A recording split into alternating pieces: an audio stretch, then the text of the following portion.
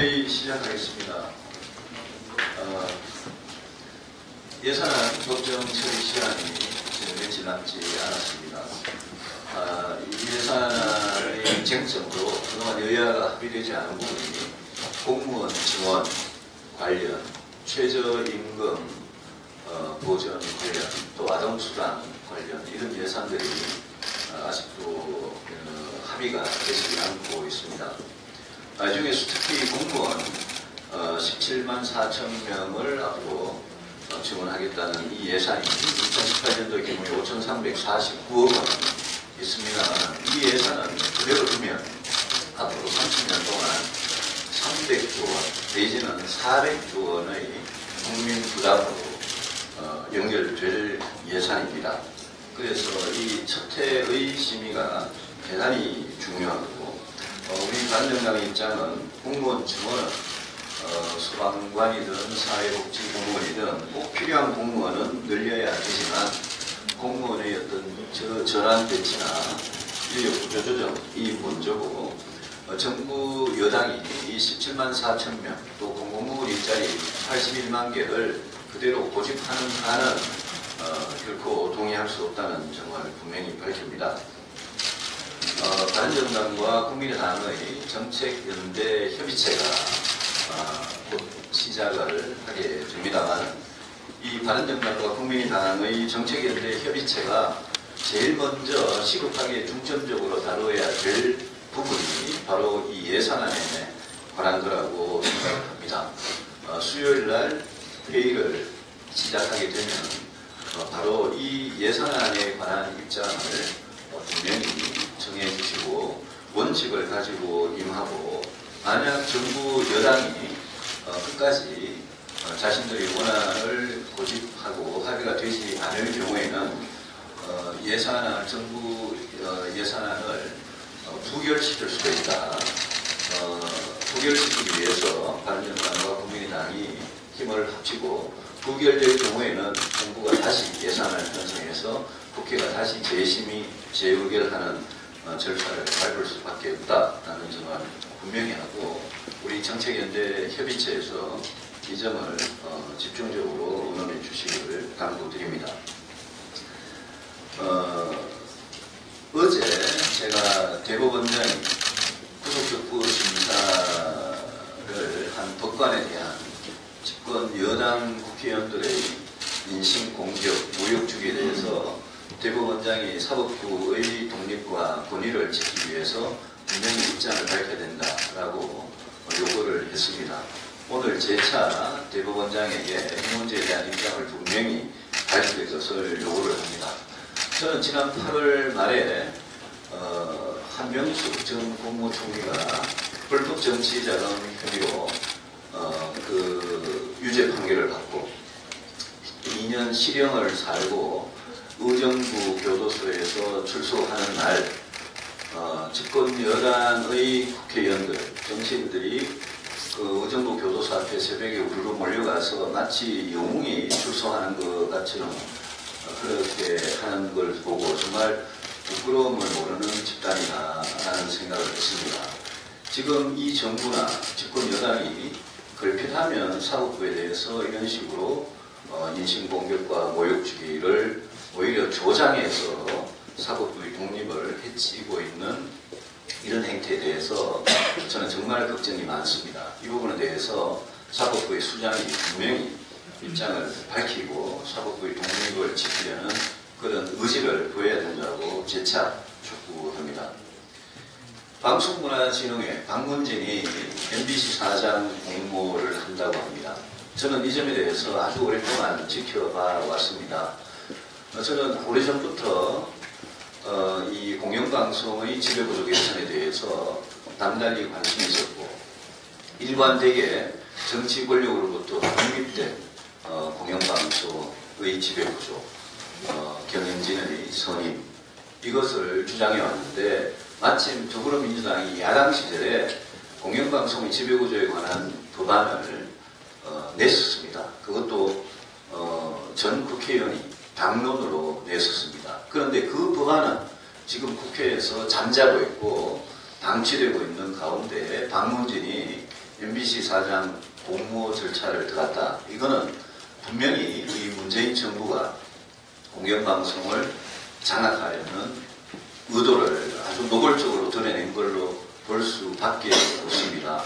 지금이라도 이 정부와 박문진은 MBC 사장 공모 절차를 즉각 중단하고 방송법부터 개정한 다음에 그 개정된 방송법에 따라서 이 공영방송의 경영진 선임에 나서야 할 거다라고 생각합니다. 만약 그렇게 하지 않으면 이 문재인 정부가 그동안 공영방송의 지배구조에 관련해서 대선 공약에도 제시하고 당론으로 법안을 내고 한 이 모든 것들이 위선과 거짓말일 뿐이다 라고 생각하고 문재인 정부 스스로 과거 박근혜 정부와 무엇이 다른지 도저히 설명할 수가 없습니다. 이 문제에 대해서 저는 앞으로 MBC뿐만 아니라 KBS, YTN 사장 선임 과정을 지켜보면서 할 말을 하도록 하겠습니다. 저희 정부가 소득주도 성장이라는 실체도 없는 이 성장에 대해서 청와대 일부 참모들과 대통령이 여기에 집착하면서 지난 6개월을 보냈습니다. 그 후에 혁신성장이라고 저희들이 주장했던, 제가 주장했던 그 혁신성장이라는 걸 뒤늦게 하겠다고 합니다만은 말과 행동이 너무나 다른 그런 상태에 있습니다. 혁신성장을 진짜 제대로 하려면 노동개혁, 규제개혁, 또 교육개혁, 과학기술의 개혁, 또 혁신창업과 중소기업에 대한 정책의 어떤 개선, 이런 5가지가 반드시 이루어져야 되는데 그 중에도 노동개혁과 규제개혁이 가장 중요합니다. 그런데 규제 프리존 특별법이나 서비스 산업발전 기본법 이런 걸 가지고 전혀 진도가 나가지 않으면서 말로만 혁신성장을 외치고 있다고 봅니다. 바른정당과 국민당의 정책협의체에서 이 혁신성장과 관련된 이 법안, 제도 개선에 대해서도 역점을 두고 해주시기를 당부 말씀을 드립니다. 마지막으로 저는 항상 국가기구는 정상적으로 작동해야 된다고 믿는 사람입니다.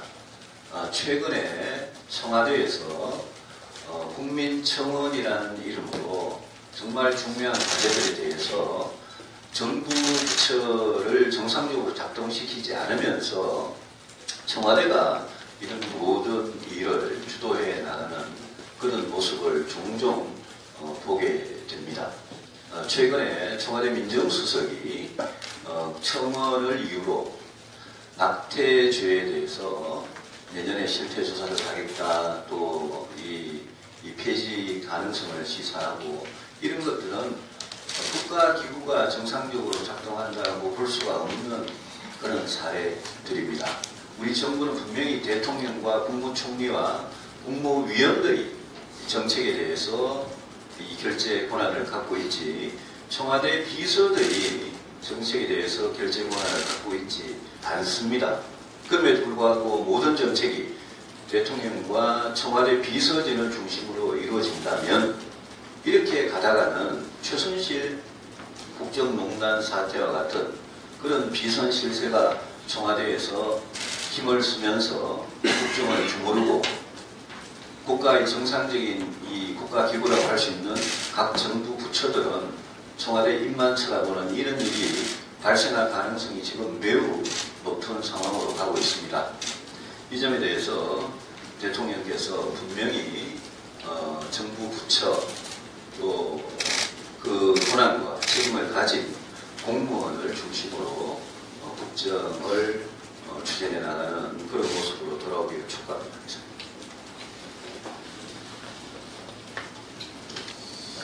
예, 간단히 한 4가지만 말씀을 드리겠습니다. 먼저 제가 얼마 전에 국회 특활비 폐지해야 된다. 국회는 영수증 없는 돈 사용해서는 안 된다라는 말씀을 드렸고 국회 특활비 폐지될 때까지 국회의원들이 특활비를 받은 돈 반납을 하자 하는 운동을 제안했습니다. 그래서 국회 특활비 폐지 문제는 제가 뭐 한두 번 발언으로 끝나는 것이 아니라 정말 폐지될 때까지 제가 줄기차게 이어나가겠습니다. 그 일환으로 오늘 중으로 국회 특활비 폐지 법안을 발의하겠습니다. 그리고 두 번째로 이것도 국회 특활비랑 관련된 건데요. 홍준표 특활비 특검법을 발의하겠습니다. 어제 한국당에서 특활비 특검법을 발의했습니다. 근데 그 내용은 당장 자신의 문제인 국회는 빠지고 검찰 특활비와 국정원 특활비만 대상으로 특검법을 발의했습니다. 이건 가짜 보수입니다. 진짜 보수, 새로운 보수는 자기의 흠부터 고칩니다. 자기 헌신과 자기 혁신이 먼저입니다. 검찰과 국정원 특활비 이야기를 하기 전에 국회 특활비부터 이야기를 해야 됩니다. 그리고 지금 국회 특활비 중에 범죄 행위로 지금 논란이 되고 있는 것이 바로 홍준표 대표가 과거의 특활비를 횡령한 겁니다. 공금 횡령권입니다. 때문에 진짜 보수라면 우리 내부의 특활비 문제를 먼저 짚어야 된다. 그래서 진짜 보수 정당인 바른정당이 홍준표 특활비 특검법을 발의하도록 하겠습니다. 홍준표 대표에게 한 말씀 더 드리겠습니다. 어제 홍준표 대표가 네이버를 공격하기 시작했습니다. 네이버에는 한국당 뉴스가 없다고 하면서 네이버가 마치 언론을 조작하고 있는 것처럼 네이버 공격에 들어갔습니다. 제가 진실을 말씀드리겠습니다. 네이버에 한국당 뉴스 있습니다. 없는 게 아닙니다. 며칠 전만 해도 포항 지진은 문재인 정부에게 하늘이 주는 경고다고 해서 한국당 최고위원 분이 연이틀간 네이버 신검 1위를 달성했습니다. 그래서 제가 드리고 싶은 말씀은 네이버에 한국당 뉴스가 없는 게 아니라 네이버에 한국당 좋은 뉴스가 없다. 이렇게 정정해 주시기 바라겠습니다. 마지막 한 가지 더 있습니다. 현대자동차 노조 관련해서 현대자동차 노조는 문명이 아니라 야만의 길을 걷고 있습니다. 어제 현대자동차 노조가 현대차 생산을 방해할 목적으로 컨베이어 벨트에 쇠사슬을 걸었습니다. 현대차는 가족으로 치면 개인의 가정과 같은 것입니다. 직장인의 터전이고 정말 소중하게 아끼고 귀하게 여겨야 할 우리의 대한민국의 가장 핵심적인 그런 사업장이기도 합니다. 그런데 여기에다가 컨베이어 벨트 훼손을 목적으로 노조가 쇠사슬을 건 겁니다. 이건 엄벌에 처해야 됩니다.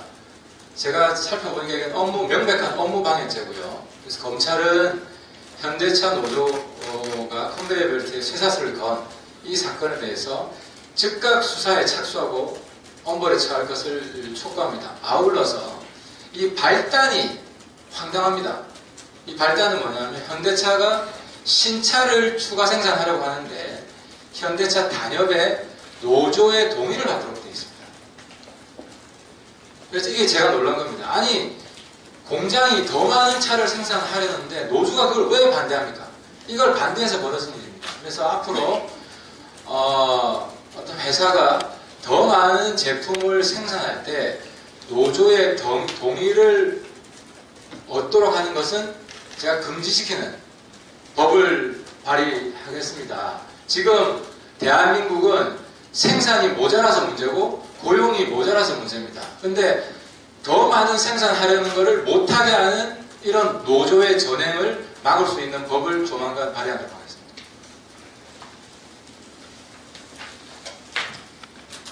네, 짧게 한 말씀을 드리겠습니다. 어제 송영구 국방부 장관이 판문점 공동경비대 JSA를 방문해서 장병들을 격려하는 자리에서 매우 부적절한 발언을 해서 비판을 하겠습니다. 귀순 현장, 북한에서 온 귀순 현장을 둘러본 다음에 JSA 경비대의 한국 측 병영 식당에서 장병과 오찬을 함께한 자리에서 마이크를 잡고 빨리 식사를 해야 되니까 뭐 이런 말을 했습니다. 원래 식사 자리에서 길게 얘기하면 재미가 없는데 식사 전 얘기와 미니스커트는 짧으면 짧을수록 좋다 이런 말을 했습니다. JSA가 어떤 곳입니까? 북한군과 바로 코앞에서 근무할 정도로 긴장감이 높은 곳인데 그때도 지난 13일에도 북한군 병사 귀순시에도 북한군 추격조가 40여 발의 총격을 가하고 기관총 등으로 중무정한 지원 병력이 몰려올 정도로 남북한 무력 충돌이 가능한 곳입니다. JSA는 국방부 장관이 미니스커트를 거론하며 성희롱 발언을 할 정도로 한가한 장소가 아닙니다. 한반도 역사의 현장으로서 분단의 위기를 상징적으로 보여주는 엄중한 곳입니다. 설화를 자초한 국방부 장관의 말 실수는 크게 알려진 것만 해도 벌써 수차례입니다. 위태로워서 쳐다볼 수가 없습니다. 지금이라도 60만 국군 장병과 국민들에게 다시 한번 사과하고 장관직을 자진 사퇴하시기를 바랍니다. 감사합니다.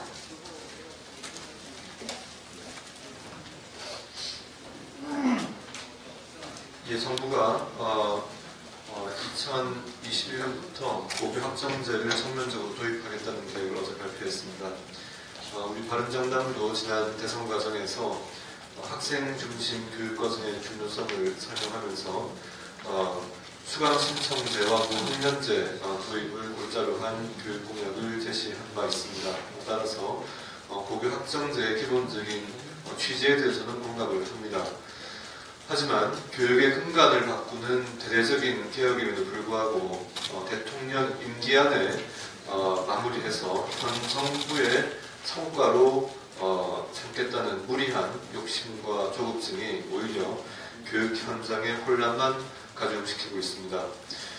고교 학점제 핵심은 학생의 적성과 능력에 따라서 다양한 선택을 하고 학점을 이수하면 이 졸업의 자격이 주어지는 이런 내용을 담고 있습니다. 따라서 평가 방식과 수업 방식의 변화가 필수적입니다.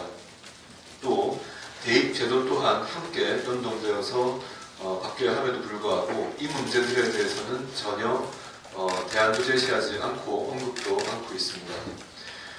당장 지난 수능 개선안 발표 때만 해도 절대 평가 방식에 대해서 충분한 사회적 합의가 되지 못해서 많은 혼란과 갈등만 이야기한 끝에 결국 개편안을 일고시킨 이런 경험이 있음에도 불구하고 똑같은 잘못을 반복하고 있습니다.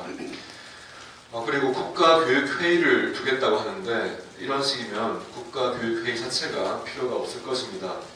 국가교육의 중장기 방향과 대안을 제시하는 역할을 수행하기 위해서 이런 회의체를 만들겠다고 했지만 정부의 인사 능력 부족을 아직 위원 구성조차 하지 못하고 있는 상황입니다.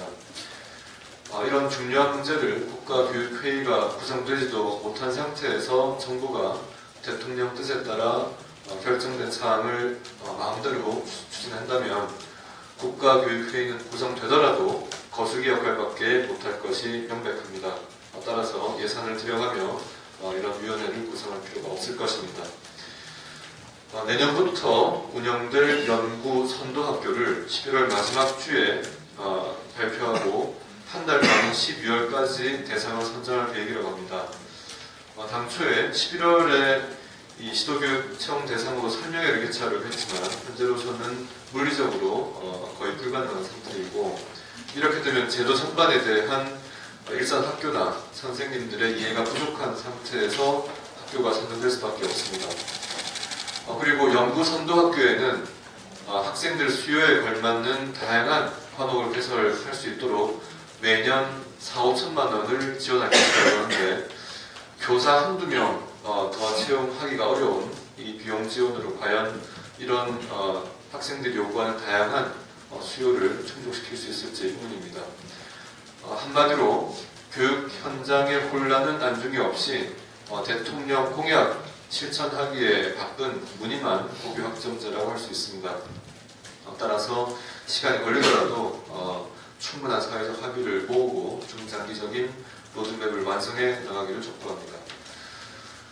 다음 외교 안보 혼선 관련해서 말씀드리겠습니다. 지난 22일 한중 외교 장관 회담 직후에 중국 측이 군사 당국 회담을 원한다는 내용이 알려졌습니다. 하지만 사드 문제를 해결할 수 있는 중요한 회담이 될 수 있는 이 군사 당국 회담을 두고 외교부와 국방부가 서로 자신들이 소관부처가 아니라는 듯한 무책임한 태도로 일관을 하고 있습니다. 더 가관인 것은 군사 당국 회담 관련 내용을 외교부는 국장급 결재를 통해서 국방부에 전달했다고 하는데 외교부 차관이 이를 모르고 있고 국방부 역시 전달받은 내용이 없다고 부인하고 있는 상황입니다. 또 이를 조율해야 될 청와대 역시 컨트롤 타워 역할을 하지 못하면서 총체적인 난국에 빠져 있습니다. 국장급 결재를 통해서 외교부 문서가 국방부에 전달되었다는 내용을 언론의 취재를 통해서 알 수 있는 것이 현 정부의 외교 안보 라인의 능력이라는 점이 참으로 개탄스럽습니다.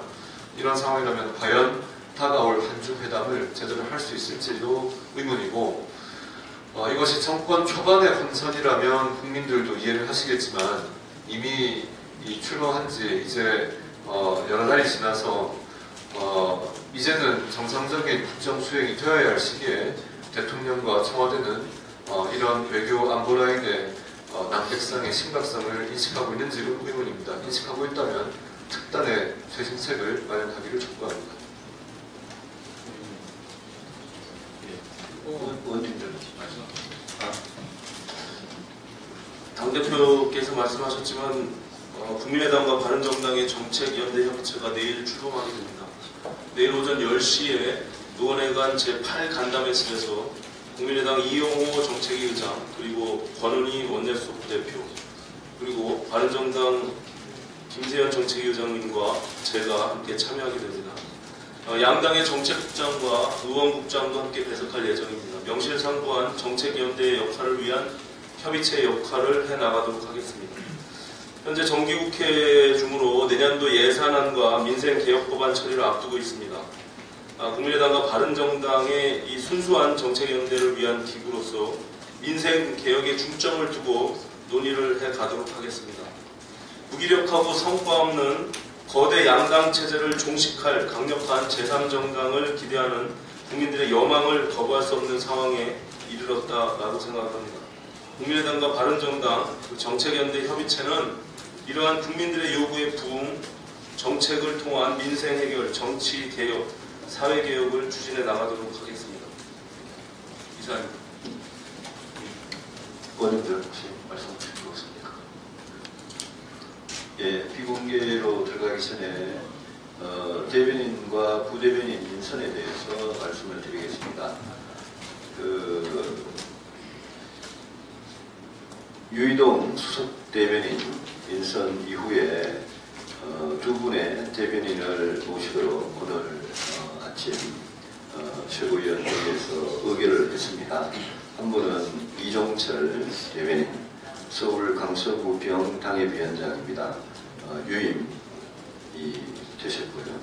또 한 분은 부산 수영구 당협위원장이신 권성주 대변인으로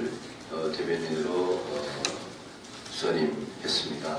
그리고 부대변인은 우선 김익환 상근 부대변인을 유임시켰습니다. 앞으로 추가적으로 여성 대변인 또 청년 대변인단 인선은 추가적으로 의결을 거친 후에 말씀을 드리도록 하겠습니다. 예, 공개회의는 여기까지 하겠습니다.